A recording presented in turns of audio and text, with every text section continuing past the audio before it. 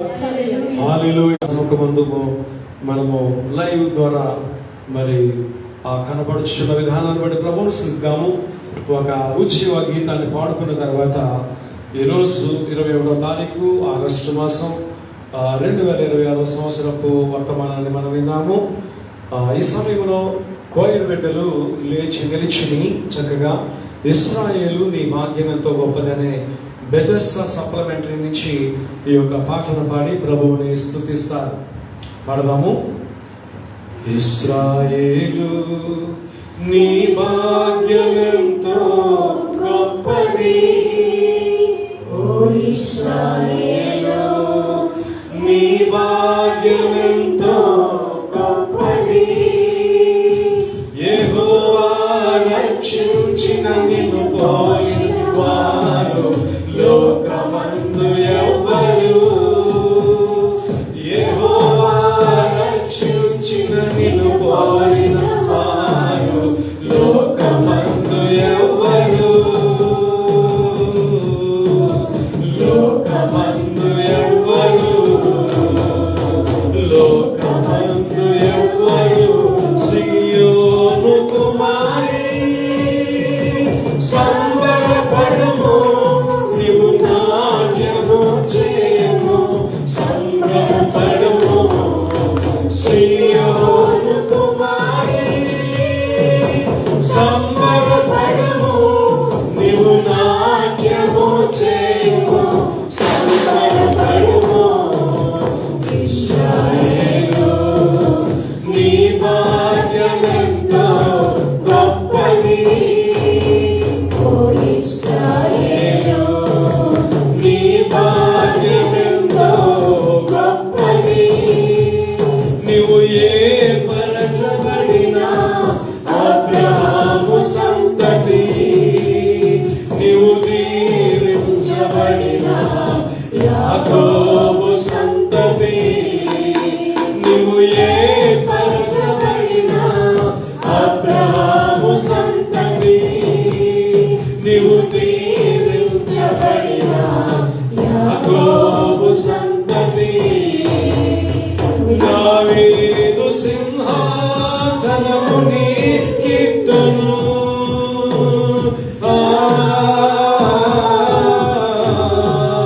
దావీదు సింహాసనము నీకిత్తును, నీ కొమ్మునకు ఘనత కలుగజేసెదను, నీ కొమ్మునకు ఘనత కలుగజేసెదను.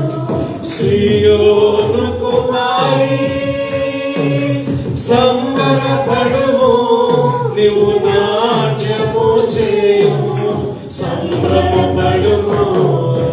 సియోను కుమారి సంబరపడుము, నీవు నాట్యము చేయము, సంబరపడుము.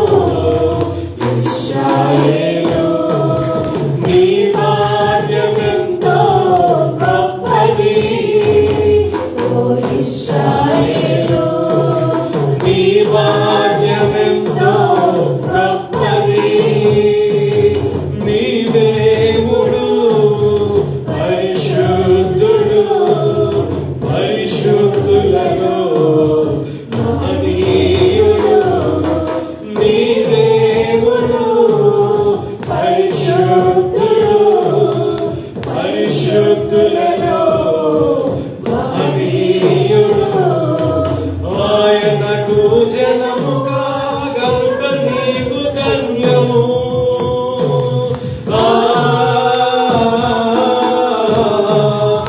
ఆయనకు జనముగా గనుక నీకు ధన్యము. నీ తండ్రి యాకోబు స్వాస్థ్యము నీకు దయచేయు, నీ తండ్రి యాకోబు స్వాస్థ్యము నీకు దయచేయును. సియోను కుమారి సంబరపడుము, నీవు నాట్యము చేయము, సంబరపడుము. సియోను కుమారి సంబరపడుము,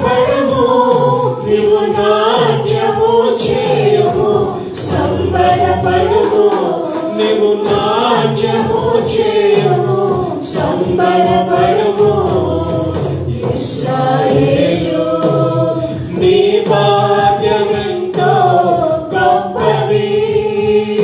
ఓ ఇశ్రాయేలు నీ భాగ్యమెంతో గొప్పది. హల్లెలూయా హల్లెలూయా హల్లెలూయా. సంతోషము. చక్కగా పాట పాడి ప్రభువుని మహిమపరిచిన కోయిల బిడ్డలు బట్టి కూడా ప్రభువుని స్తుతిస్తున్నాను. ఈ సమయంలో వాక్యంలోనికి వెళదాము. అలాగే నిలుచున్నట్లయితే వాక్యం కొరకు ఒక నిమిషం మన మధ్య ఉన్నటువంటి మరి మాన్యం వచ్చి ప్రార్థన చేస్తారు. వాక్యం కొరకు ఒక నిమిషం వచ్చి ప్రార్థన చేస్తారు. హల్లెలూయా హల్లెలూయా. మనం తలలో ఉంచినందుకు ప్రార్థన చేస్తున్నాము. జీవంగల దేవ, జీవాధిపతి, రాజులకు రాజా, ప్రభుల ప్రభు, సర్వోన్నత, సర్వ సృష్టికర్త, నీకే వేల స్తోత్రాలు తండ్రి. తండ్రి ఈరోజు ఆలయం కూడుకొని తండ్రి నేను గణపరుస్తున్నాం నా ప్రభు, కీర్తిస్తున్నాం తండ్రి, ఆరాధిస్తున్నాం తండ్రి. మా మహిమకు నీకే ఘనత మహిమ చెల్లిస్తున్నాం నా ప్రభు. రాజులకు రాజా, ప్రభుల ప్రభు, సర్వోన్నత తండ్రి ఈ మధ్యాహ్న సమయం తండ్రి నీ వాక్యం దైవజనులు విత్తుచుండగా నా తండ్రి ఆ వాక్యం నా తండ్రి మంచి నేలలో పడిన విత్తనం వలె 30 60 100 తండ్రి మా జీవితాల్లో ఫలించే ఫలాలుగా తండ్రి ఆశీర్వదించిన ప్రభా. విని వాక్యాన్ని తండ్రి మేము విని విడిచిపెట్టు వారుగా కాదు తండ్రి. మా హృదయం అనే పలక మీద రాసుకున్న ప్రభా, దాన్ని నెమరు వేసుకునే జ్ఞానాన్ని తెలివిని మనసుని మాకు దయచేయమంటున్నా తండ్రి. ఈరోజు దైవజనులు ఏ వాక్యం అయితే విత్తుతున్నారో ఆ వాక్యం నా తండ్రి సాతాను దొంగలించుకున్నాను తండ్రి. మా జీవితం తండ్రి దీపంగాను వెలుగుగాను తండ్రి ఉండులాగా నా తండ్రి ఆ వాక్యం నా తండ్రి మా జీవితానికి ఆశీర్వాదకరంగా ఉండేలాగా ఆశీర్వదించమని యేసుక్రీస్తు నామమున అడిగి వేడుకుంటున్నాం తండ్రి. హల్లెలూయా. వాక్యం కొరకు ప్రార్థించినటువంటి బిడ్డలను బట్టి కూడా ప్రభువుని మహిమపరుస్తున్నాను. 21వ తారీఖు ఆగస్టు మాసము 2026 సంవత్సరాన్ని బట్టి ప్రభువుని స్తుతిస్తూ ఉంటున్నాను. హల్లెలూయా హల్లెలూయా. ఈ శుక్రవారపు ఆరాధన వాక్యం వినడానికి చేరి వచ్చినటువంటి ప్రియులైనటువంటి మిమ్మల్ని అందరిని బట్టి కూడా ప్రభువుని స్తుతిస్తూ చాలా రోజుల తర్వాత ఈ ఫేస్బుక్ లైవ్ ద్వారా వాక్యాన్ని వీక్షిస్తున్నటువంటి మీ అందరి బట్టి కూడా ప్రభువుని స్తుతిస్తున్నాను, మహిమపరుస్తున్నాను. బాగున్నారు కదా పిల్లరా? చాలా రోజుల తర్వాత మీ ముంగిటి వాక్యం ద్వారా రావడానికి మరి దేవుని దేవదాసుడైన నాకు ఆయన ఇచ్చినటువంటి ఈ కృపా భాగ్యాన్ని బట్టి మీరు చేసిన ప్రార్థనలను బట్టి కూడా ప్రభువుకి నేను రుణస్తుడను, మీకు కూడా వందనస్తుడను. మీ యొక్క అనుదిన ప్రార్థనలో ఎల్లప్పుడూ కూడా మీరు జ్ఞాపకం చేసుకుంటారని, పరిచయం ఎత్తిపెట్టి ప్రార్థిస్తారని విశ్వాసంతో ఈ మాటల్ని దేవుని సన్నిధిలో నేను పంచుకుంటున్నాను. రండి మరి ఒకసారి మన యొక్క పరిశుద్ధ గ్రంథాలను తెరచి మరి దేవుని యొక్క వాక్యం చదువుకొని ముందుకు వెళదాము. యెషయా గ్రంథం 54వ అధ్యాయము 17వ వచన భాగాన్ని ఒకసారి మనం చదువుకున్న తర్వాత ముందుకు వెళ్ళడానికి ప్రభు యొక్క సహాయాన్ని కోరుకుందాము. నీకు విరోధముగా రూపింపబడిన ఏ ఆయుధమును వర్ధిల్లదు. న్యాయ విమర్శలో దోషారోపణ చేయు ప్రతి వానికి నీవు న్యాయస్థాపన చేయు. యెహోవా యొక్క సేవకుల నీతి నా వలన కలుగుచున్నది. ఇది వారి స్వాస్యము. యెహోవా వాక్కు. ప్రభునందు ప్రియమైనటువంటి వారారా, ఈ మధ్యాహ్న కాల సమయము లేక సాయంకాల సమయము దేవుడి యొక్క మాటలు వినుచున్నటువంటి మనము దేవుడు తన పిల్లలమైనటువంటి మనకు ఇస్తున్నటువంటి వాగ్దానము ఎంత గంభీరంగా ఉన్నదో మనము యోచన చేయవలసిన వారుగా ఉంటున్నాం.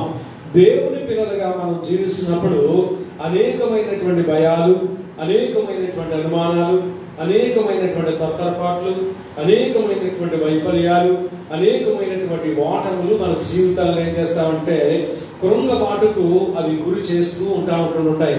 అయితే దేవుడు ఎల్లప్పుడూ నమ్మదగిన వాడు. హల్లెలూయా. దేవుడు ఎల్లప్పుడూ నమ్మదగిన వాడిగా ఉన్నాడు. ఆయన తన తత్వానికి గాని గుణగణాలకు గాని వ్యతిరేకంగా ఎప్పుడు ఆయన ప్రవర్తించేవాడు కానై ఉన్నాడు అని మనం జ్ఞాపకం చేసుకోవాలి. నిశ్చయంగా నిన్ను ఆశీర్వదిస్తాను అంటే నిశ్చయంగా మనం ఆశీర్వదించబడతాం.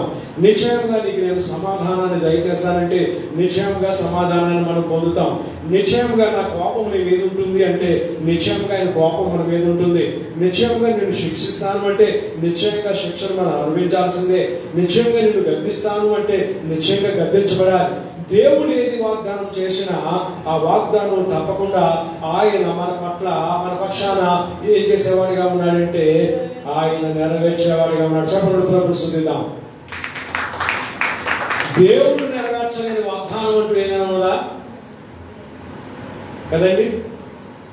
మాట ఇచ్చి మాట తప్పని ప్రభువా, మాట ఇచ్చి మాట తప్పని ప్రభువా, యెహోవా రాఫా స్వస్థపరచిన దేవా, మాట ఇచ్చి మాట తప్పని ప్రభువా. మాట తప్పుతాడా? చెప్పండి. పర్వతాలు మెట్టలు తత్తరిల్లిన ఆయన మాట ఎప్పుడు, భూమి ఆకాశం లయ తప్పినా గతి తప్పినా ఆయన మాట ఎన్నడను కదండి తప్పదు. మాట ఇచ్చి మాటను రద్దు చేయక మాటను నెరవేర్చేవాడిగా ఉన్నాడని దేవుడు దాసు గారిని జ్ఞాపకం చేస్తున్నాను. మనం ఏ స్థితిలో ఉన్నా, ఏ పరిస్థితుల్లో ఉన్నా, ఏ ప్రాంతంలో ఉన్నా, లేక మన దేశానికి మన ప్రాంతానికి ఆవలి ఉన్నా, లేదంటే మన బ్రతుకు తెరువులకు చేసిన పరిపాట్లకు అవతల ఉన్నా, కష్టాలకు అవతల ఉన్నా, సహాయం లేదు, ఏ విధంగా నడిపించబడతాము అనేటువంటి దిగులు మధ్యలో ఉన్న దేవుడు అంటున్నాడు, సదాకాలము నేను మీతో తోడుగా ఉంటాను. సదాకాలము అంటే మనం గతించిపోయినా పరలోకంలో కూడా నిత్యత్వంలో కూడా ఆయన ఎలా ఉంటాడట, మనతో తోడుగా ఉంటాడట. అప్పుడు మనం ఎక్కడన్నా దిగులు చెందవలసిన విషయం కానీ, భయపడవలసిన విషయం కానీ, తత్తరపడవలసిన విషయం కానీ కదండి, ఏ విషయంలోనూ కూడా మనం భయపడాల్సినటువంటి విషయమే లేదు. ఎందుకంటే ఆయన ఒక కన్న తల్లిలాగా కన్న తండ్రిలాగా మనల్ని అంటి పెట్టుకొని ఆయన ఉంటానని వాగ్దానం ఇచ్చాడు. అయితే ఆయన పిల్లలుగా విశ్వాసముతో ఆయన వాగ్దానాలను మనం ఏం చేయాలంటే నమ్మాలి. విశ్వాసంతో ఆయన వాగ్దానాలను మనం ఏం చేయాలి? నమ్మాలి. చంటి పెట్టిన పైగా గ్రహిస్తే యాడవడం కదండి.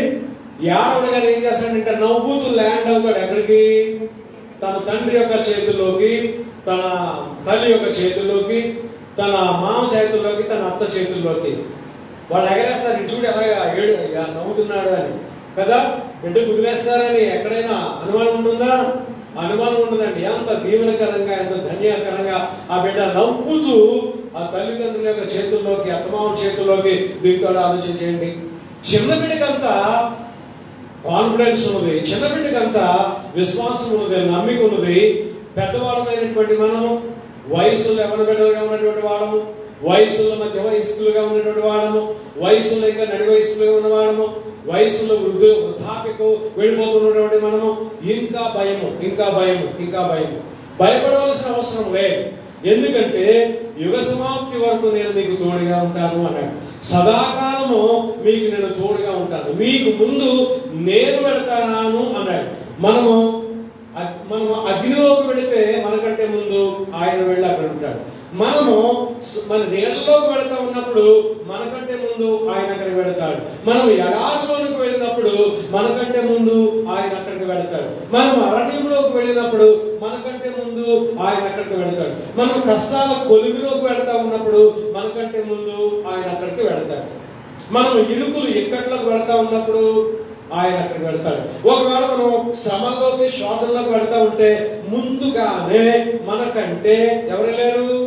ఆయన వెళ్ళాడు. మిమ్మల్ని ఎవరైనా నిందించినా, హింసించినా, చెడ్డ మాటలు పలికినా మీకంటే ముందు నన్ను అన్నారని మీరు జ్ఞాపకము చేసుకోండి. నన్ను అన్న తర్వాతే, నన్ను హింసించిన తర్వాతే మిమ్మల్ని అంటారని మీరు జ్ఞాపకం పెట్టుకోండి అని ప్రభు వాగ్దానం ఇచ్చారు సువార్తల్లో. కనుక ఏదైనా ఆయనకి అవమానం వచ్చిన తర్వాతే మనకు అవమానం వస్తుంది. మనకంటే ముందు సిలువకు ఆయన వెళ్ళారు, మనకంటే ముఖం మీద ముందు ఆయన ఉమ్మి వేయించుకున్నారు, మనకంటే ముందు కొరడా దెబ్బలు ఆయన తిన్నారు, మనకంటే ముందు నానా హింసలు శ్రమలు ఆయన పొందారు. ఆయన పొందిన తర్వాతే మనకు వచ్చాయి, కొన్ని వస్తాయి, కొన్ని రాబోతాయి, ఇంకా ఎవరికి రాలేదు. అంత మాత్రం ఒకవేళ వచ్చినా జ్ఞాపకం చేసుకోవాలి. ఎవరైనా క్రైస్తవుడైతే ఆ పేరును బట్టి దేవుడిని ఏం చేయాలి? మహిమపరచాలి. ఫిలిప్పీలు రాస్తూ కూడా చెప్తాడు కదా, మనము క్రీస్తు వారముగా ఉండబడుటకే కాదు కానీ క్రీస్తు పక్షాన శ్రమలు అనుభవించడానికి కూడా మనము ఏర్పాటు చేయబడ్డాము, పిలువబడ్డాము అని మనము జ్ఞాపకము చేసుకోవాలి కదండి. కనుక అనేక మంది హతసాక్షులైన వారు, మనకంటే ముందు శ్రమలు అనుభవించిన వారు కదా, అనేక మంది మనకు ఒక సాక్షులుగా ఉన్నారు. అయ్యా, మేము దేవుని పిల్లలుగా జీవించిన విషయంలో మేము కొన్ని శ్రమలు పడ్డాము, వాటిని బట్టి మీరేమి భయపడవద్దు, కానీ మేము నడిచిన ఒక మార్గం ఉన్నది, ఆ మార్గం గుండా మీరు నడవండి. సులువుగా ఉంటుంది కదా. ఏ మార్గము? ఆ మార్గమే యేసుక్రీస్తు అనేటువంటి మార్గం. ఆ మార్గం కూడా మనం ఏం చేయాలి?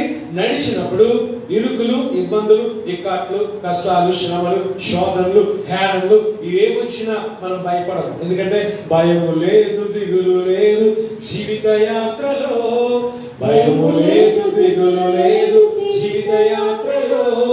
యేసు ప్రభు మనతో ఉండ భయము లేదుగా, యేసు ప్రభు మనతో ఉండ భయము లేదుగా. హల్లెలూయా, చక్కగా హల్లెలూయా, హల్లెలూయా, హల్లెలూయా ఆనందకరమైన పాట పాడుకుంటూ మనం వెళ్ళగలుగుతాం కదండి. గాఢాంధకారములో నే నడచిన వేళలలో, గాఢాంధకారములో నే నడచిన వేళలలో. చూసారండి, మనం నడిస్తే చాలు, గాఢాంధకారమైన ఎలాంటి ప్రాంతమైనా ఎవరున్నారు మనతో? నిన్ను విడువను, నిన్ను ఎడబాయను అని వాగ్దానం ఇచ్చినటువంటి ఆయన మనకు ఒకరు ఉన్నారు. ఆయనే ప్రభు అయినటువంటి యేసుక్రీస్తు. నీ స్థితిగతులు, నా స్థితిగతులు, మన పరిస్థితులన్నీ కూడా ఒబ్బిడిగా భూతత్తు పెట్టి ఎవరు చూస్తున్నారు? యేసు ప్రభు చూస్తున్నారు. మన దుఃఖాన్ని చూస్తున్నారు, మన ఇరుకు చూస్తున్నారు, మన ఇబ్బంది చూస్తున్నారు, మన శ్రమ చూస్తున్నారు, మనం అంత నలిగిపోతున్నాం ఆయన చూస్తున్నాడు, మనకు వచ్చిన వ్యాధులు చూస్తూ ఉన్నారు, అన్ని కూడా ఆయన చూస్తున్నాడు. ఏది కూడా ఆయన దాపడడం లేదు, ఆయన కంటికి ఏది కూడా కనిపించకుండాను లేడు. అయితే మనం ఏం చేస్తున్నాము? నువ్వు ఉంటున్నావా లేదంటే నిద్రపోతా, నువ్వు వెనకబడిపోతున్నావా తల్లిగారు కదండి. జాగ్రత్త, బాగా కడుకోను వెళ్ళిరా. అయితే ప్రభుత్వారా, దేవుడు ప్రతిదీ కూడా తన దగ్గర ఉన్నటువంటి కదండి. మనం చూడండి, బ్యాక్టీరియా చూడడానికి ఉపయోగిస్తాం గారు, సైన్స్ స్టూడెంట్ ఉన్నారు. బ్యాక్టీరియా చూడడానికి, వైరస్ చూడడానికి మైక్రోస్కోప్ కదండి. దూరంలో ఉన్నాయి ఏం చూడతామండి? దూరంలో ఉన్నవి వీటితో చూస్తాము ఏంటి?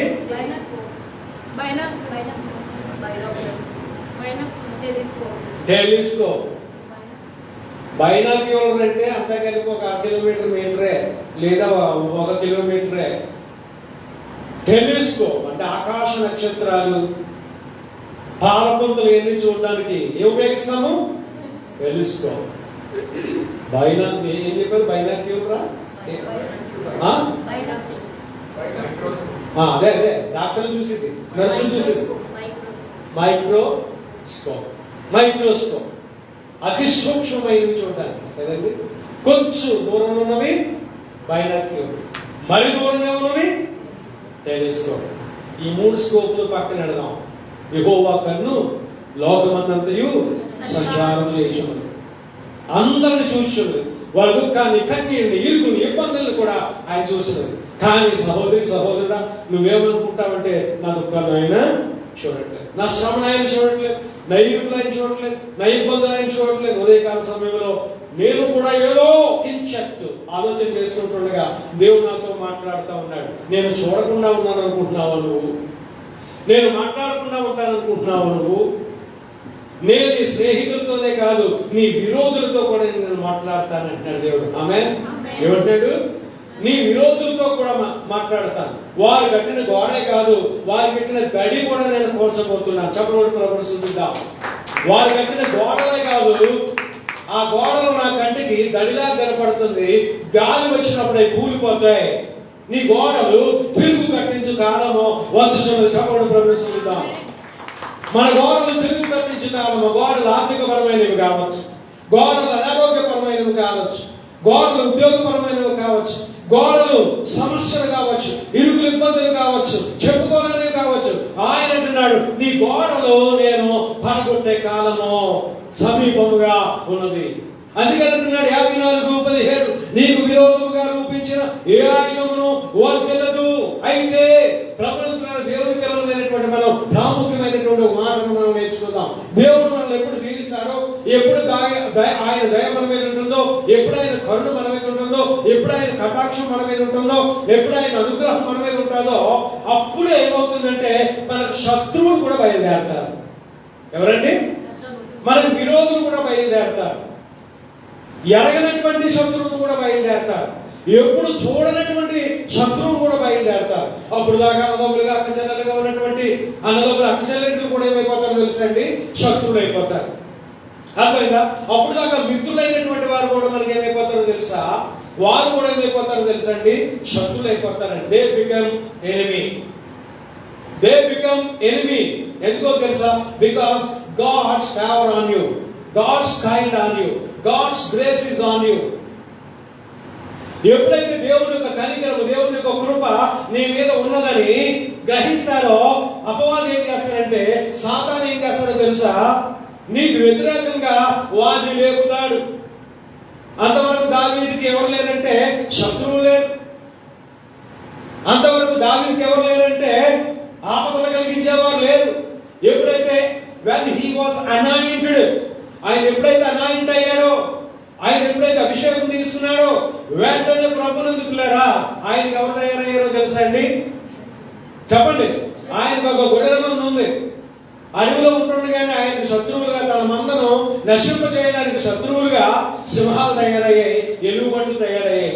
సరే, టైం అయిన తర్వాత రాజుగా అభిషేకించబడ్డాడు కనుక, ఎప్పుడైతే అభిషేకించబడ్డాడో ఆ రోజు నుంచి, ఆ క్షణం నుంచి బలం పొందుతూ దేవుని ప్రజలైన ఇశ్రాయేలు కొరకు పనిచేయాలని తన తండ్రి యొక్క మందను తండ్రికి కన్వినెన్స్ చేయించి పరివారణ పెట్టి ఆయన ఇశ్రాయేల్ దేశంలోకి వచ్చాడో, ప్రభునందుకు లేదా ఎప్పుడైతే ఆయన రాజ్యం సమీపంకి వెళ్ళాడో, ఎప్పుడైతే సౌలు సమీపంకి వెళ్ళాడో, ఇప్పుడు అన్నదమ్ములకు కూడా ఏమొచ్చింది? చెప్పండి. అన్నదమ్ములు కూడా ఏమొచ్చిందండి? జెలసీ, ఈర్ష్య. సంఘాల్లో కూడా బాగా పాడేవాళ్ళు చెప్తే బాగా చెప్పేది తగ్గ చెప్పొచ్చిందిలే అంటుంటుంటారు. ఆ పని చేస్తున్నందుకు మనం ఏం చేయాలంటే అభినందించి ఇంకా చేయండి అన్నప్పుడు అనేక ఆత్మలు రక్షించబడతాయి.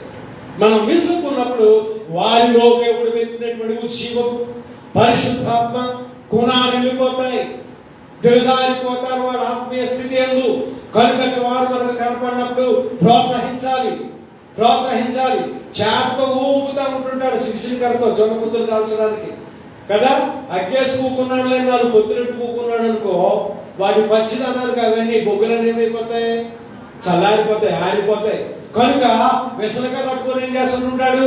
విసురుతూనే ఉంటాడు. అవి 4 పొత్తులతో కాదు, తన జీవనోపాధి సాయంత్రం వరకు ముగిసే వరకు కూడా కొత్త బొగ్గులు వస్తానే ఉంటాయి, కాల్చబడతానే ఉంటాయి, పొత్తులు కాల్చబడతానే ఉంటాయి. అమ్ముతానే ఉంటాడు.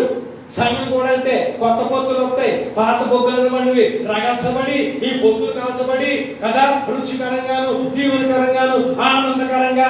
చూసారండి, సగం నాకు ఇవ్వమన్నటువంటి జనపొత్తులు అమ్ముకున్నవాడు కుంపట్లాంటిది. నేనేం చేస్తూ ఉండాలా? మిమ్మల్ని రగిలిస్తూనే ఉండాలా. ఇప్పుడు నాకు పాటలు వచ్చే వాక్యం చెప్పడన్నా అనుకున్నాను అనుకోండి, ఈ పొత్తులు కాల్చబడవు, ఆ బొగ్గులు రగిలించబడవు. కానీ నేనేం చేస్తూ ఉండాలా? మిమ్మల్ని తిడతానే ఉండాలా, సరిచేస్తానే ఉండాలా, వాక్యం చెప్తానే ఇర్మియాతో చెప్పలేదా? ఇదిగో కొలుగు వారి యొక్క తిత్తులో నుంచి ఏమొస్తుంది, అతని యొక్క కుంపట్లో నుంచి ఏమొస్తుంది అని దేవుని అడగలేదా? అవును, దేవుడు కూడా మనకు పని ఇచ్చాడు, బాధ్యత ఇచ్చాడు, చాలా జాగ్రత్తగా ఉండాలి. అంతవరకు లేనటువంటి శత్రువులు అన్నదమ్ములు ఈర్ష్యతో శత్రువులుగా తయారైపోయినారు. తర్వాత ఏదో నాటి కష్టాలు పడి అష్ట కష్టాలు పడి సౌలింట్లోకి వెళ్ళాడు, భార్య దొరికింది, అంతఃపురం దొరికింది అనేటప్పటికి కదండి, భోజనాన్ని కూర్చుంటే మామగారు ఏం చేశాడండి చెప్పండి, గుణపాన్ని విసిరేశాడు. ఒక రాజుగారు చేయాల్సినటువంటి పని అనేది అల్లుడు, పైగా ఎల్లు చోటల విజయము, ఆ విజయాలన్నీ ఆయన ఖాతాలోనే కదా పడతా ఉన్నాయి. అయితే ఈర్ష్య మనుషులు ఏం చేస్తుందో తెలుసా? పాడు చేయాలని, నశింప చేయాలని, వారిని అడగద్రోకాలని పనిచేస్తూ ఉంటది. అయితే దావీదు గారి మీద దేవుని యొక్క కృప ఉన్న కారణాన, దావీదు గారి మీద దేవుని దయ ఉన్న కారణాన, దావీదు గారి మీద దేవుని యొక్క అనుగ్రహం ఉన్న కారణాన ఈట పక్కకెళ్ళింది, కానీ ఈట ఎవరి యొక్కకి చేరలేకపోయిందంటే చెప్పండి, దావీదు గారి యొక్కకి చేరలేకపోయింది. ఈ రోజు నీకు కష్టం ఉండొచ్చు, ఈ రోజు నీకు అప్పు ఉండొచ్చు, ఈ రోజు నీకు నిరుద్యోగం ఉండొచ్చు, ఈ రోజు నీ పరిస్థితి బాగోపోవచ్చు, ఈ రోజు నీకు వ్యాధి ఉండొచ్చు, రోగం ఉండొచ్చు, ఈ రోజు నీకు అభివృద్ధి లేకపోవచ్చు. కానీ దేవుడు అంటున్నాడు, when his favor upon you, when his kind on you, when his grace upon you, ఎప్పుడైతే ఆయన కృప, ఆయన దయ, ఆయన కనికరం నీ మీద ఉంటుందో నీ జీవితం ఏమవుతుందంటే అవును తప్పించబడతాది, వెలిగించబడతావు, అభివృద్ధిలోకి వస్తావు. యోసేపు కూడా నమ్మకమైన వాడు, నెమ్మది కలిగిన వాడు, ఎవరికి హాని చేయని వాడు. అయితే కళ వస్తున్నాయి తండ్రి గారు, దర్శనం వస్తుంది తండ్రి గారు అని చెప్పిన వెంటనే విన్నటువంటి అన్నదమ్ములు అంతవరకు కక్ష లేదు, అంతవరకు కోపం లేదు, అంతవరకు పగ లేదు. ఎప్పుడైతే దైవికమైనవి చెప్పడం ప్రారంభించాడో అన్నదమ్ములు ఎలా తయారయ్యారండి? శత్రువులుగా తయారయ్యాయి. అన్నదమ్ములు కూడా ఏమొచ్చేసిందమ్మా చెప్పండి, ఈర్ష్య వచ్చేసింది. ఆత్మ సంబంధమైన వరములు, ఆత్మ ఫలాలు, దైవిక సంబంధమైనవి మనం ఎప్పుడైతే చేయడానికి లోకంలోకి వెళతామో మన ఇంట్లో వాళ్ళు, బయటలో వాళ్ళు, మిత్రులను అపవాదం ఏం చేస్తాడో తెలుసండి, లేవనెత్తుతాడు. మనకు వ్యతిరేకంగా లేవనెత్తుతాడు, మనకు విరోధులుగా లేవనెత్తుతాడు, మనకు శత్రువులుగా లేవనెత్తుతాడు. మనల్ని ఒక చక్కటి స్థితిలో సేవ చేయనివ్వడు, మన కుటుంబాలని జాగ్రత్తగా బ్రతకనివ్వడు అపవాది. ఇప్పుడు అనేక మందిని భారతదేశంలో లేవనెత్తుతున్నాడు. క్రైస్తవుల మీదకి శ్రమలు, ప్రపంచంలో అనేక మంది మీద లేవనెత్తుతున్నాడు. ప్రపంచంలో ఉన్న క్రైస్తవులందరి మీదకి శ్రమలు. ఆఫ్రికా దేశాల్లో, అనేక దేశాల్లో ఈ 2-3 సంవత్సరాల్లో లక్షల మందిని మిషన్ గంటల చేత పొట్టలు పట్టుకుంటున్నారు. ఒక్కొక్కసారి సమూహంగా వారిని ఇదిగోనండి ఆ జేసీబీలు తీసుకొచ్చి గోతులు తవ్వి 100 మందిని, 200 మందిని, 300 మందిని ఏం చేస్తున్నారో తెలుసా ప్రభునంతులారా? చెప్పండి, పాంతి పెడుతూ ఉన్నారు. ఒక సంఘంలో ఉన్నటువంటి వాళ్ళందరినీ కూడా మిషన్ గంటల చేత సాతానుడు అపవాది ఏం చేస్తాడో తెలుసా అండి? దేవుని పిల్లలందరినీ కూడా ఈర్ష్యతో, కక్ష చేత, కోపము చేత, క్రోధము చేత ఏం చేస్తాడంటే వారిని మట్టు పెట్ట చేస్తున్నాడు. ఎందుకండి? దేవుని పిల్లలుగా జీవించడంలో, దేవుని బిడ్డలుగా జీవించడంలో, నీతికి సాధనాలుగా జీవించడంలో, యథార్థతతో జీవించడంలో, సత్యంతో ప్రభువుని ఆరాధించుట, లోకములకు వ్యతిరేకంగా, లోకములకు దూరంగా ఉండి మనం జీవిస్తున్న కారణాలను బట్టి అపవాదికి ఎలా ఉన్నదంటే అపవాది యొక్క క్రియల్లో మనం పాలు భాగస్తులం కాని కారణాల వల్ల, నిష్ఫలమైనటువంటి అంధకార సంబంధమైనటువంటి కార్యాల్లో మనం పాలిభాగస్తులు కాని కారణాన్ని బట్టి అపవాదికి ఎలా ఉందో తెలుసండి? కోపముగా ఉన్నది. అపవాదికి ఎలా ఉన్నదో తెలుసండి? ఈర్ష్యగా ఉన్నది. అపవాదికి ఎలా ఉన్నదో తెలుసండి? పగగా ఉన్నది. అపవాది అవునండి మన ఎడల కాపు కాసుకొని ఉన్నాడు, ఎప్పుడు వీరిని నశింప చేయుదుమా అని. కానీ దేవుని యొక్క వాక్యము హెచ్చరిస్తా ఉన్నది, దేవుని యొక్క వాక్యము మాట్లాడుతూ ఉన్నది, దేవుని యొక్క వాక్యము మనల్ని బలపరుస్తూ ఉన్నది. ఏమంటున్నాడో తెలుసా? నీకు విరోధముగా రూపించబడిన ఏ ఆయుధమునో వర్తలదు. ఆ ఆయుధం ఏమిటి? మాట కావచ్చు, ఆయుధం ఏంటి? చేత కావచ్చు, ఆయుధం ఏంటి? రాజులు కావచ్చు, ఆయుధం ఏంటి? ఆజ్ఞలు కావచ్చు, ఆయుధం ఏంటి? శాసనాలు కావచ్చు, ఆయుధం ఏంటి? ఆర్థికపరమైన సమస్యలు కావచ్చు, ఆయుధం ఏంటి? అనారోగ్యం కావచ్చు, ఆయుధం ఏంటి? ఏదైనా వాట్ ఎవర్ ఇట్, అదేదైనా కావచ్చు, అది ఏదైనా కావచ్చు. దేవుడు అంటున్నాడు ఏ ఆయుధము కూడా వర్ధిల్లదు. నీకు ప్రాముఖ్యంగా నా కుమారుడా నా కుమార్తె, నీకు వ్యతిరేకంగా ఎవరైనా సరే, అది ఇంట్లో వాళ్ళైనా బయట వాళ్ళైనా సరే, ఎవరైనా సరే ఏదైనా సిద్ధపరిచినా, ఏదైనా తయారు చేసినా, ఏదైనా గుమికూడినా, ఏదైనా సంఘంగా కూడినా, ఏదైనా సభ్య సమాజంగా కూడినా, అది నీకు వ్యతిరేకంగా రూపించబడితే అది వాళ్ళకి తెలియదు. ఎందుకంటే నా కృప నీ మీద ఉన్నది, నా దయ నీ మీద ఉన్నది, నా చిత్తం నీ మీద ఉన్నది, నా అనుగ్రహం నీ మీద ఉన్నది కనుక అది పని తెలియదు. దావీదుకు వ్యతిరేకంగా మామ లేచాడు, భార్య లేచింది, అన్నదమ్ములు లేచాడు, గొల్యాతు లేచాడు, సొంత పిల్లలు లేచారు. అయినప్పటికీ గాడ్స్ ఫేవర్ ఆన్ డేవిడ్, దావీదు మీద దేవుని యొక్క అనుగ్రహం ఉన్నది. God's kindness is on David, ఆయన మీద ఆయన దయ ఉన్నది, ఆయన కృప ఉన్నది. అంచేత దావీదు యొక్క నల్ల వెంట్రుకను తెల్ల వెంట్రుకగా, తెల్ల వెంట్రుకను నల్ల వెంట్రుకగా కూడా ఎవరు చేయలేకపోయారు. యోసేపుకు కూడా వ్యతిరేకంగా అలాగనే నడిచారు, అలాగనే బ్రతికారు, అలాగనే జీవించారు. కానీ ఆయన చెప్పింది నెరవేర్చబడింది. ఈ రోజు ఆకలితో అలమటించిపోతూ వచ్చి గోలి సంఖ్యలు కట్టుకొని వచ్చి యోసేపు యొక్క పాదాల మీద వారు ఏం చేస్తున్నారండి? సాష్టాంగ నమస్కారం చేస్తున్నారు. ఆయనకు వచ్చినటువంటి దర్శనము, ఆయనకు వచ్చిన స్వప్నము, ఆయనకు వచ్చిన దేవుని పిలుపు ఏం చేసిందండి? నెరవేర్చబడిందా లేదా? వీళ్ళు గోతులో పారస్యం అనుకుంటున్నారు. దేవుడు అంటున్నాడు, ఆ గోతి మార్గం నుంచే నేను ఎక్కడికి నడిపించబడబోతా ఉన్నాను? యాజ్ ఎ ప్రైమ్ మినిస్టర్, లేదా అంతఃపురానికి నడిపించబోతూ ఉంటున్నాను. మీరు గోతులో పారస్యం ఎందుకు అనుకుంటున్నారు? దైవజనుల పట్ల కూడా కొంతమంది సంఘస్థులు అలాగే అనుకుంటారు, పడేసామని గోతులు కిలకలాడుతున్నానికి పైకి రాడని. వాళ్ళని, నన్ను, మనల్ని అందరినీ కూడా పైకి తీసేవాడు, లేవనెత్తేవాడు, అభివృద్ధి పరిచేవాడు ఎవరో చెప్పండి?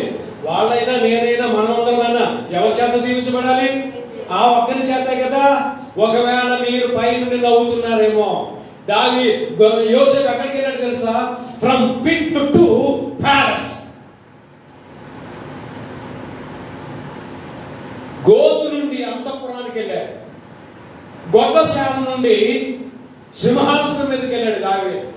ఈ రోజు నీతో నాతో కూడా దేవుడు మాట్లాడుతూ ఉన్నాడు. Wherever you are, whatever your situation, your condition, don't worry my child. నీ పరిస్థితి ఏదైనా సరే, నీ స్థితిగతులు ఏదైనా సరే, I know your problems, I know your burdens. నీ స్థితిగతులు నాకు తెలుసు, నీ పరిస్థితి నాకు తెలుసు. నేను దాన్ని బాగు చేయబోతా ఉన్నాను. I will restore your position, I will restore your condition. నీ పరిస్థితి నేను బాగు చేస్తాను నా కుమారుడా, నా కుమార్తె అంటున్నాడు. దేవుని కృప మన పైన ఉన్నప్పుడు మేలు ఆశీర్వాదాలే కాదు, మన మీదకి ఏమొస్తాయంటే సాతాను యొక్క కుయుక్తులు వస్తాయి, సాతాను యొక్క ఆగడాలు వస్తాయి, సాతాను యొక్క భయంకరమైన శోధనలు వస్తాయి. గమనించాలి, ఎక్కువగా శోధనలు వస్తున్నప్పుడు ఎక్కువగా గాడ్స్ ఫేవర్ మన మీద ఉన్నది. ఆమేన్. ఎలాగా? ఎక్కువగా శోధనకి గురవుతున్నప్పుడు, ఇబ్బందికి గురవుతున్నప్పుడు మనము గుర్తించుకోవాల్సింది ఏంటంటే కదండి, ఎందుకు మనము ఆ విధమైనటువంటి సిచ్యువేషన్ కి వెళ్లాల్సి వస్తుందంటే దేవుని యొక్క బలమైన హస్తము, కనికరము, కృప, అనుగ్రహము మన మీద ఉన్నది కనుకనే అపవాది మనల్ని ఏం చేయాలి అనుకుంటున్నాడంటే అనర్చాలని చూస్తా ఉన్నాడు. ఇప్పుడు మనము పైకి లేచిన తర్వాత విశ్వాసంతో, ప్రార్థనతో, అప్పుడు ఏమవుతుందో తెలుసండి, సాతాను యొక్క క్రియలు ఎక్కడికక్కడ అవి లయమవుతాయి, ఎక్కడికక్కడ అవి అవునండి తుత్తునియులుగా మార్చబడతాయి. కనుక ఈ మధ్యాహ్నకాల సమయంలో వాక్యం వింటున్నటువంటి మనం, పౌలు భక్తుడు చెప్తారు కదా, నేను ఎప్పుడు చెప్పండి బలహీనుడను, అప్పుడు నేనేమై ఉన్నాను? బలవంతుడు. అది ఎలా సాధ్యము? అది మర్మయుతముగా మాట్లాడినటువంటి మాట. నేను ఎప్పుడు బలహీనుడనో అప్పుడు బలవంతుడును అన్నారు. ఇప్పుడు మీ పర్సులో ఉన్నటువంటి డబ్బులు పట్టుకెళ్ళిపోయిన తర్వాత దాని వెనకాల ఇంకా కొంత డబ్బు ఉంది అని మీరు చెప్పగలుగుతారా? మీ దగ్గర పర్సులో డబ్బు పట్టుకెళ్ళిపోయిన తర్వాత ఆ పర్సు వెనకాల ఇంకో లేయర్ ఉంది, ఆ లేయర్ వెనకాల ఇంకా డబ్బు ఉంది అని అనుకుంటారా? నవ్వుతున్నారు. అంటే దాని వెనకాల అవసరంలో 5 దినాలు 10 దినాలు పెట్టుకుందాము, ఇది అయిపోతే అది పని చేస్తుంది అని ఒకరిద్దరే నవ్వుతున్నారు. ఉన్న వాళ్ళ దగ్గర ఎదరు లేయర్ ముందే ఉంది, ఎంత ఉన్నా. అర్థమైందా? ఇప్పుడు నేను అనేది ఏంటంటే ఆత్మీయంగా మనం ఆలోచన చేయడం. ప్రభా, ఈ డబ్బు అయిపోయినా దాని వెనకాల నువ్వు ఉన్నావు కనుక ఇది అయిపోయిన వెంటనే ఏమవుతుంది? నీ సహాయము ప్రారంభమవుతుంది. చదవండి ప్రభుత్వం. ఇది అయిపోయిన వెంటనే నీ సహాయం ప్రారంభమవుతుంది. Forget yourself, forget your situation, forget your past, forget your కదా, forget your position, your family, whatever. ఆయన అన్నాడు, రొట్టె చేసుకుని పట్టురా అంతే. అదే గమనించుకో, తొట్లో పిండి ఎంత ఉన్నదన్నది నీ విషయం కాదని. నీ విషయం ఏంటంటే నీ చేతిలో ఏముందో అది పట్టుకుని దేవుని దగ్గర రా, అది పట్టుకుని దేవునికి ఇవ్వు, అది పట్టుకుని దేవుని దాసునికి ఇవ్వు. 5 రొట్టెలు 2 చేపలే ఉన్నాయి, ఎంతమందికి వెళ్ళాలా? Forget yourself, forget about your resources or sources. అవి మర్చిపో. నువ్వు జ్ఞాపకం చేసుకోవాల్సింది ఏంటంటే ఇది ఆయన చేతికి ఇస్తే గంభీరంగా దీవించబడతావు, గంభీరంగా ఆశీర్వదించబడతావు, గంభీరంగా దీన్ని 100 రెట్లు చేసి వెనక్కిస్తాడు అన్న ఆలోచన మీద ఫోకస్ చేయాలి. ఇదేం సరిపోద్ది అన్న మాట నువ్వు అనుకోవద్దు. కనుక అక్కడ ఎంత ఉన్నది అన్నది నీకు అనవసరమైన విషయం. కేవలం నువ్వు దృష్టి పెట్టాల్సింది ఏంటో తెలుసా? ఇది దీనిని దీవించగలడు, ఇది దీనిని దీవించగలడు. ఆయనకు తెలుసు, ఆయన ఏర్పరిచిన వాడు, ఆయన పిలిచిన వాడు మన జీవితాన్ని ఏ విధంగా ఉంచాలి, ఏ విధంగా దీవించాలి, ఏ విధంగా వృద్ధులు తీసుకురావాలి, ఏ విధంగా పోషించాలి, ఏ విధంగా సంరక్షించాలి. వారు ఎక్కడ ఉంటే ఆయనకి ఇష్టమో ఆయన ఎరిగిన వాడిగా ఉన్నాడు. అయితే ప్రార్థన చేయడమే మన వంతు. ప్రభువా, గంభీరమైన పరిచయం ఎక్కడ ఉన్నది? గంభీరమైనటువంటి దేశంలో మేమున్నాము. ఇదిగో అనేక దేశాలకి లేనటువంటి ఆధిక్యత ఈ దేశానికి ఇచ్చావు. ఈ దేశానికి ఇచ్చినటువంటి అనేక వనరులైతేనో, అనేకమైనటువంటి ఈ దేశానికి ఇచ్చినటువంటి కరెన్సీ వాల్యూ అయితేనో మీకు స్తుతిస్తా ఉంటున్నాం. అయితే ప్రభువా, సమస్తం ఎవరి చేతిలో ఉన్నవి? ఆయన అంటున్నాడు, నేను ఎవరికి ఇచ్చాను అదే అన్నాడు కదండి. ఆయన అన్నాడు కదా, మరి ఆయన మనకి ఎవడా? చెప్పండి, ఆయన మనకి ఎవడా?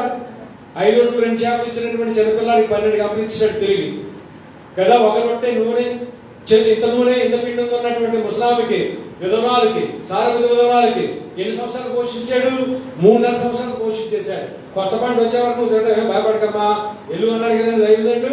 కొత్త పంట తినడం ఏంటి? ప్రభుత్వ ఊరో అందరికీ కూడా అది రొట్టెల ఫ్యాక్టరీ అయిపోయిందా లేదా? ఇక్కడ దీవించబడాలి, ఆశీర్వదించబడాలంటే ఒకటే కండిషన్ ఏంటంటే ఓబే. ఏంటండి? ఓబే, విధేయత చూపించు. ఎప్పుడైతే విధేయత చూపిస్తామో, ప్రార్థనలో నమ్మకంగా ఉంటామో, యథార్థత కలిగి జీవిస్తామో, ఆయన ఇష్టంగా ఉంటామో, నీ మీదకు వచ్చేటువంటి ఎలాంటి ఆయుధాన్నైనా దేవుడు ఏం చేయబోతున్నాడు? చెప్పండి, ఏం చేయబోతున్నాడు? ప్రభుత్వారా చెప్పండి. వర్ధిల్లనివ్వడు, అది మేలుకరమైనదిగా మార్చబోతున్నాడు. దానిని ఇంకా ఏం చేయబోతున్నాడో తెలుసా? దీవెనగా మార్చబోతున్నాడు. ఇతరులను శాపిస్తున్నారా? అవి నీకు దీవెనగా మార్చబోతున్నాడు. ఇతరులను కొట్టబోతా ఉన్నారా? అవి పూల వలె నీకు చేయబోతా ఉన్నాడు. దేవుడికి సమస్తము సాధ్యం. నేను చూసిన వినవారు, నేను చూసి ఎగతాళి చేసినటువంటి వారికి ఆయన ఏం చేయబోతున్నాడో తెలుసా? నిన్ను ఒక ఆశీర్వాద కారకంగా ఉంచబోతా ఉన్నాడు, నిన్ను ఒక దీవెన కారణంగా ఉంచబోతున్నాడు, నిన్ను సంఘంలో ఒక సమూహంగా మార్చబోతా ఉన్నాడు, నిన్ను ఒక ఆయనకు సాక్షిగా మార్చుకోబోతా ఉన్నాడు. నువ్వు కేవలం చేయాల్సింది ఏంటంటే, ప్రభువా, నా మీదకి వస్తున్నటువంటి శత్రువులను నేను ఎదుర్కోలేను. హిజ్కియా ప్రార్థిస్తున్నాడు, ఈ గొప్ప సైన్యమును ఎదుర్కొన్నటకు మాకు చాలిన శక్తి ఈ మాత్రంగా ప్రార్థన చేస్తున్నాడు ఏడుస్తూ. వీటిని ఎదుర్కొనడానికి మాకున్న శక్తి ఏమాత్రం ఉంది? ఈ లోకంలో ఎదుర్కొనడానికి నాకు శక్తి లేదు, మనకు శక్తి లేదు. కానీ మన పక్షాన ఎదుర్కొనడానికి శక్తి కలిగిన వారు ఎవరున్నారో తెలుసా? ప్రభు ఉన్నాడండి. ఆయన గొప్ప కార్యాలు చేస్తాడు, ఆయన అద్భుతాలు చేస్తాడు. ఆయన సమస్తమును తెలుసు. మన హృదయము, వేదన, దుఃఖము, కన్నీళ్లు ఆయన సమస్తమును మార్చనాయించున్నాడు. ఆయన అంటున్నాడు, మీ చింత యావత్తు నా మీద వేయండి, నీ పనుల వారం యెహోవా మీద మోపము, ఆయన మీ ఉద్దేశములు సఫలపరచున్నాడు. కనుక మనము దేవుని చేతికి అప్పగించుకుందాం. ఆయనకు తెలుసు ఎందుకు ఈ దేశం తీసుకొచ్చాడో, ఎందుకు మనల్ని ఉంచాడో. మనల్ని సాక్షులుగా ఉండాలని, ఆయన వాక్యం ద్వారా అనేక జీవితాన్ని వెలిగించాలని ఆయన మనల్ని ఇక్కడ తీసుకొచ్చాడు. మనం ఎక్కడికైనా వెళదామని అనుకుంటున్నామా? సహజమే, నయం అనుకుంది. అక్కడికి వెళితే ఇంకా నేను సంపాదించి వచ్చాను. కానీ తిరిగి వచ్చి చెప్తున్న మాట ఏంటో తెలుసా? తెలుసా, నేను సర్వ సమృద్ధి గలదానై వెళ్ళి తిని రిక్త హస్తములతో నేను ఇక్కడికి వచ్చాను. సిగ్గుకరమైన సాక్ష్యం కదా అది. ఎక్కడేం తక్కువ ఉంది, దేశంలో సమస్తం ఉన్నది, మరి ఎందుకు మన చేతులకి రావట్లేదు? ప్రార్థిద్దాం, వేదనతో ప్రార్థిద్దాం, కనిపెట్టి ప్రార్థిద్దాం, కన్నీటితో ప్రార్థిద్దాం. ఆయన నమ్మదగిన దేవుడు. ఈ దేశానికి నడిపించేటప్పుడు దేవుడు నాతో వాగ్దానం ఇచ్చాడు, నీకు ముందు నేను వెళ్తాను, అడ్డుగా ఉన్న మార్గాలు సరళం చేస్తాను, ఎత్తు తలుపులు వెరగొడతాను, ఇనుము గడియలు నేను పగలగొడతాను, రహస్యంలో ఉన్న ధనమును మరుగైన నిధులను నేను ఎగిస్తానని వాగ్దానం చేశాడు. నేను వచ్చేటప్పుడు 99వ సంవత్సరంలో బాంబే పట్టణంలో ఉపవాసం ఉండి ప్రార్థిస్తుండగా ఆయన నాతో మాట్లాడినటువంటి మాట, నేను ఆ మాటను ఎత్తుపెట్టి ఇప్పుడు ప్రార్థిస్తాను. అది నాకు ఇచ్చిన మాట కాదు, మన సంఘానికి ఇచ్చినటువంటి మాట. ఇప్పుడు సంఘంలో ఏ బిడ్డ కూడా వేదనతో, శోధనతో, ఇరుకుతో, ఇబ్బందితో ఇక్కడున్న వారే కాదు, దూరంగా వింటున్నటువంటి వారి పక్షాన కూడా దేవుడు మాట్లాడుతూ ఉన్నాడు. He is with us. ఆయన మనతో ఉన్నాడు. తల ఉంచుదాం, ప్రార్థన చేసుకున్నాం. సర్వశక్తియు మిక్కిలి కలిగిన తండ్రి వందనాలు. విన్న వాక్యము మా జీవితాల్లో హృదయాల్లో నిలిచి పని చేయుటకు సహాయం దయచేయండి. ఏ ఆయుధము వర్తిల్లదని మీరు సెలవిచ్చిన మాట బట్టి వందనాలు. పేదరికమా, జబ్బ, రోగమా, కలత, కన్నీరా, ఇరుక, ఇబ్బంది, విషాదత లేకపోవడమా, అభివృద్ధి లేకపోవడమా, అదేదైనా సరే ప్రభా, ఇదిగో ఆయుధానికి పోల్చారు, దాన్ని నేను నశింపచేస్తాను. నా సేవకులకు, సేవకులందరికీ, వారి పిల్లలకి, ఈ వాక్యం వింటున్నటువంటి వారికి నా వలన కలిగే ఫలము నీతి అన్నారు. స్తోత్ర. యేసు నామమున ఆశీర్వాదాలని వీరికి ఇచ్చినందుకు వందనాలు చెల్లిస్తున్నాము తండ్రి. ఆమేన్, ఆమేన్, ఆమేన్. మన పరమ తండ్రి దేవుని ప్రేమ, కుమారుడైన యేసుక్రీస్తు కృప, పరిశుద్ధాత్మ సహవాసం, సమాధానం ఇప్పుడు ఎల్లప్పుడూ సదాకాలం మనకు తోడుగా ఉండును గాక. ఆమేన్, ఆమేన్, ఆమేన్. అందరికి వందనాలండి. Praise Lord. వాక్యాన్ని వినండి, షేర్ చేయండి, అనేక మందికి వాక్యాన్ని పంపించండి. May God bless you all. God bless you all.